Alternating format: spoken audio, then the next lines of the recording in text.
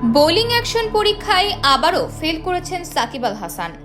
ইংল্যান্ডের বার্মিংহামের পর চেন্নাইতেও বোলিং অ্যাকশনের পরীক্ষায় তিনি পাশ করতে পারেননি। অ্যাকশনের ত্রুটি শোধরাতে না পারায় আন্তর্জাতিক ক্রিকেটে এই স্পিন অলরাউন্ডারের বোলিং নিষিদ্ধ হয়েছে।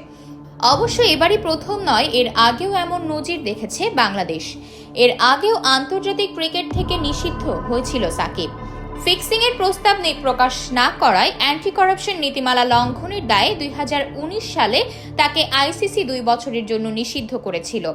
কিন্তু যে বোলিংয়ে সাকিবের অস্ত্র তা নিয়ে এবার প্রথম ঝামেলায় পড়লেন সাবেক এই বিশ্বসেরা অলরাউন্ডার। এর আগে বাংলাদেশি বোলারদের মধ্যে সর্বপ্রথম প্রশ্নবিদ্ধ বোলিংয়ের অভিযোগ ওঠে সাবেক বাঁহাতি স্পিনার আব্দুর রাজ্জাকের বিরুদ্ধে। 2008 সালের নভেম্বরে ঢাকায় বাংলাদেশ নিউজিল্যান্ডের টেস্ট চলাকালে রাজ্জাকের একটি ডেলিভারি নিয়ে প্রশ্ন তোলেন আম্পায়ার ড্যারিল হার্পার ও অসোকা ডি সিলভা। পরীক্ষায় ত্রুটি ধরা পড়ায় নিষিদ্ধ করা হয় রাজ্জাকের বোলিং। পরের বছরের মার্চে অ্যাকশন শোধরানোর প্রক্রিয়া সম্পূর্ণ করে ফের আন্তর্জাতিক ক্রিকেটে বোলিং শুরু করেন তিনি।